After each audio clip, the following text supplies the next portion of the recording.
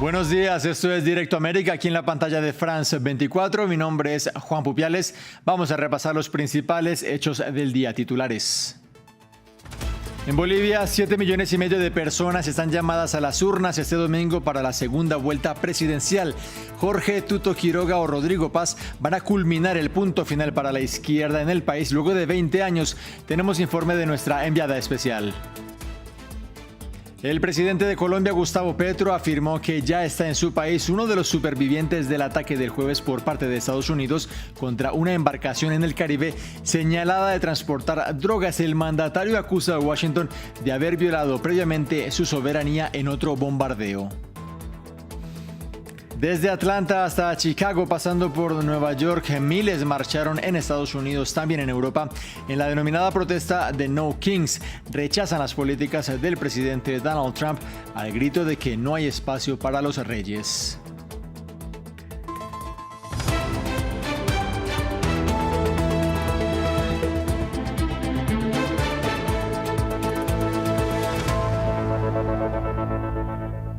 Este domingo en Bolivia tiene lugar la segunda vuelta de las elecciones presidenciales. Son más de 7,5 millones de electores citados para una votación en donde compiten Jorge Tuto Quiroga y Rodrigo Paz. Sea cual sea el resultado, el país dará un giro respecto a 20 años casi ininterrumpidos de un gobierno de izquierdas. Con la economía en el eje de la contienda, una expresión diaria de la crisis es el llamado pan de batalla, bautizado así por ser alimento del ejército en la guerra del Chaco en 1930. Por casi 20 años este pan ha sido subsidiado por el gobierno con un costo de 50 centavos, pero aunque el precio no cambia, el tamaño sí, y es cada vez más pequeño. La historia la trae desde La Paz nuestra enviada especial Ángela Gómez y la cámara de Héctor Estepa. El pan de cada día cada vez más pequeño en Bolivia. Esta es la marraqueta o pan de batalla, que ha estado subsidiado durante casi 20 años por el gobierno. Su precio se ha mantenido casi invariable en los 50 centavos y es de lejos el más barato mientras otros productos suben. Lo que sí ha cambiado es su tamaño. Radicalmente, totalmente ha cambiado. De lo que por decirle era un pan, debe ser 3 panes ahora. Está reducido el tamaño y como le digo, mucho depende de la calidad. Yo compro pan a 70 centavos en Miraflores, buen tamaño y rico pan. No, ha llegado pero muy poquito. Ha llegado porque por estas elecciones, por estas elecciones no han traído mucho porque también el problema de la gasolina. El pancito llega del Alto, traen de todos los hornos. Un pan que se sirve sin falta con queso y café al desayuno y que en tiempos mejores llegó a estar autorizado hasta los 600 gramos. Hoy en día hay suerte si llega a los 60. Este pan es muy típico de lo que es nuestra ciudad y la región.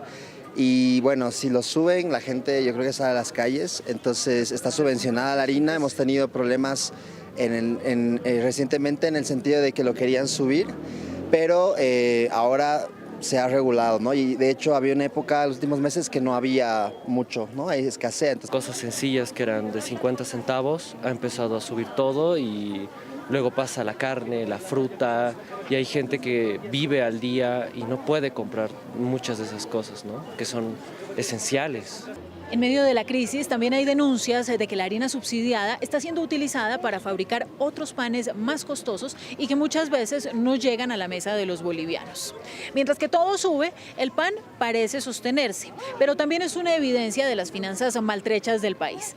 A más pequeño el pan, más grande la crisis. El presidente de Colombia, Gustavo Petro, dio a conocer que ya llegó al país uno de los supervivientes del ataque perpetrado el jueves por Estados Unidos en el Caribe contra un semisumergible acusado de transportar drogas. De acuerdo con el mandatario, este sujeto va a ser sometido a la ley local. Esta persona es la primera superviviente conocida de la ofensiva que lidera la Unión Americana en la zona, junto con un nacional ecuatoriano que, de acuerdo con Washington, también será repatriado. En la noche del sábado, el presidente Petro añadió y acusó a Estados Unidos de presuntamente haber atacado en septiembre a una lancha pesquera en aguas colombianas y que se habría cobrado la vida de una persona. Funcionarios del gobierno de los Estados Unidos han cometido un asesinato y violado nuestra soberanía en aguas territoriales. El pescador Alejandro Carranza no tenía vínculos con el narco y su actividad diaria era pescar. La lancha colombiana estaba a la deriva y con la señal de avería puesta al tener un motor arriba. Esperamos las explicaciones del gobierno de los Estados Unidos. Más noticias. Las principales urbes de Estados Unidos y también las capitales europeas alzaron su voz contra la administración de Donald Trump. Este sábado se realizaron las marchas denominadas como No Kings, una iniciativa ciudadana global que busca cuestionar las políticas de la Casa Blanca. Los manifestantes dejaron en claro su temor por el futuro de la democracia en la Unión Americana. Veamos más en este informe que preparó Diego Bazzani. Europeos y estadounidenses plantan cara al gobierno Trump. Este sábado miles de personas salieron a las calles de las principales ciudades de Estados Unidos para ser parte de la denominada marcha No Kings o No Reyes. El objetivo, pronunciarse contra las políticas de la administración republicana de Donald Trump. Desde los recortes a las entidades federales hasta las posturas en materia migratoria, muchos temen que el sistema democrático bajo el cual está fundada la potencia de América del Norte esté en riesgo. Estoy en contra del abuso de poder. Creo en los 3 poderes del Estado. Hay tantas cosas que mencionar que sería imposible enumerarlas todas. Queremos libertad de prensa, libertad de expresión, libertad de reunión. Y es muy importante que nuestro gobierno nos represente a todos, no solo a algunos. Nadie está por encima de la ley. Manifestaciones con la misma premisa se realizaron en varias capitales europeas como Londres, Madrid o Berlín. Tanto ciudadanos estadounidenses como extranjeros rechazaron de forma tajante la visión del inquilino de la Casa Blanca y sus seguidores. Creemos que es importante alzar la voz cuando vemos cosas con las que no estamos de acuerdo, sino que además son realmente perjudiciales para la sociedad. Y eso es lo que ocurre en este caso. La administración Trump, el movimiento MAGA, y no solo es en Estados Unidos, es algo global que afecta a todo el mundo. Donald Trump se refirió a las manifestaciones en su contra el viernes en una entrevista con Fox Business, declarando que no es un rey, mientras que varios líderes demócratas como el senador Bernie Sanders y las excandidatas a la presidencia Kamala Harris y Hillary Clinton apoyaron de forma pública la iniciativa No Kings. Vamos a Medio Oriente. El Banco Mundial y Naciones Unidas calcularon que se van a necesitar $70.000 millones para reconstruir la franja de Gaza, que fue reducida a escombros en la guerra entre Israel y Hamás, y con todos los sistemas como energía, agua potable y saneamientos de aguas residuales completamente destruidos. El informe con Martín Gripo. $70.000 millones es lo que calculan el Banco Mundial y Naciones Unidas que se necesitará para reconstruir la devastada franja de Gaza, una reconstrucción que todavía no tiene fecha de inicio, ya que se evalúan la magnitud de los daños en las diferentes infraestructuras. Equipos de la ONU están examinando la red de aguas residuales de Gaza, cuyas plantas de tratamientos dejaron de funcionar durante la guerra.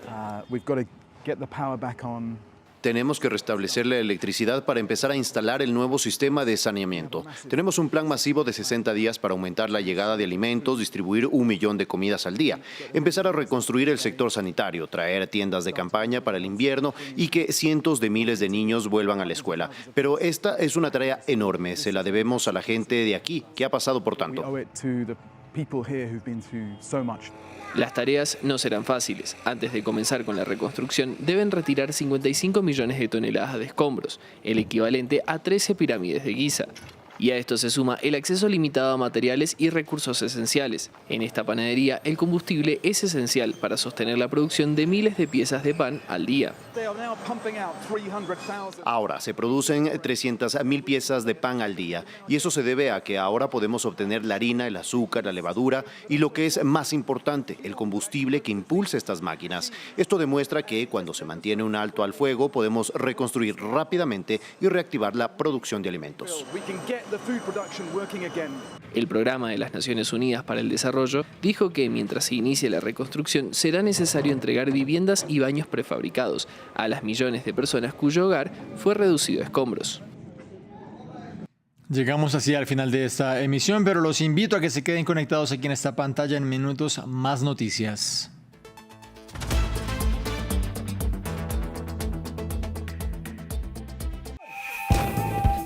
En un instante, boleto de vuelta.